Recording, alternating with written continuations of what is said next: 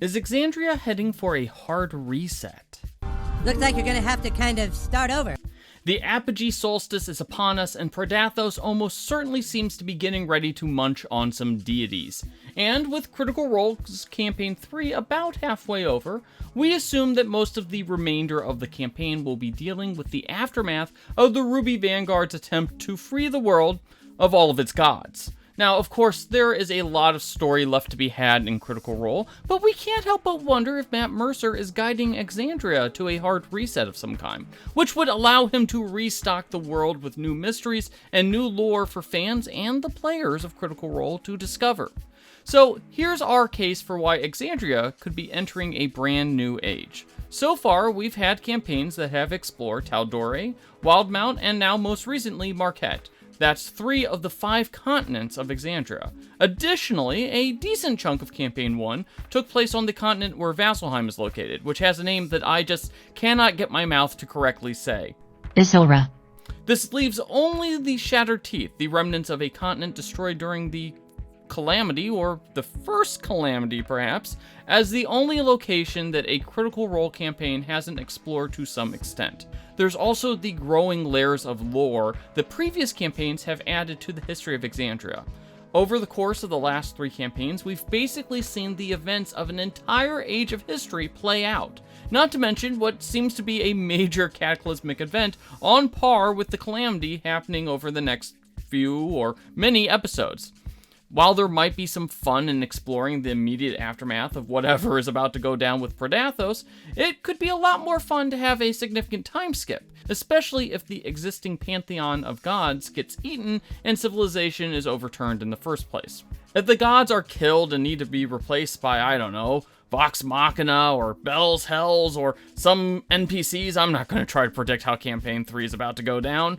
I'd rather have an air of mystery about it all than seeing it all play out immediately in the next campaign.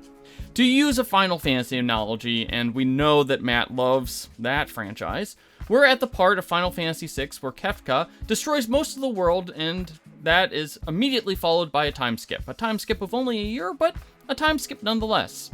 Setting up a world of ruin built upon the remnants of the last Exandria would not only provide Matt and the cast with a new canvas to build their next stories upon, it also opens up the game to different themes, or perhaps opens the door for the cast to play an entirely new game altogether. Also, Campaign 3 has turned into something of a curtain call for some of the past characters from Campaign 1 and Campaign 2. Characters from Vox Machina and Mighty Nein, they've been intrinsic to Bell's Hells having any chance to succeed in a campaign that has routinely found them well out of their depth and fighting against impossible odds. It's really been that way from the start, with Orm and Laudna's backstory both tied heavily to members of Vox Machina. And Vox Machina and the Mighty Nine's involvement has grown more and more pronounced as the season has gone on. If Matt is truly going to pull off a significant time skip and hard reset Exandria, that fits right into place as something of a farewell tour to beloved characters from Critical Role's past.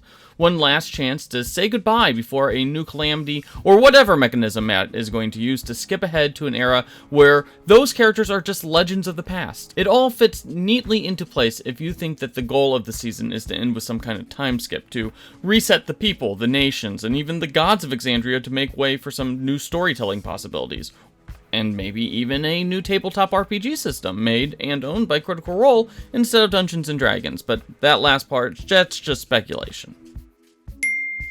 We've mentioned in the past that the current Exandrian Pantheon is one of the only hard ties Critical Role has to Dungeons & Dragons, so a time skip and a new Pantheon could easily help set the table for an entirely different game. Exandria's history is built upon layers of disasters, and quite frankly, it looks like Bell's Hells is living through one of those. How that plays into the future of Critical Role is anyone's guess, really. So, why don't you tell us your guess? Let us know if you want a time skip in the comment section, and don't forget to hit those like and subscribe buttons.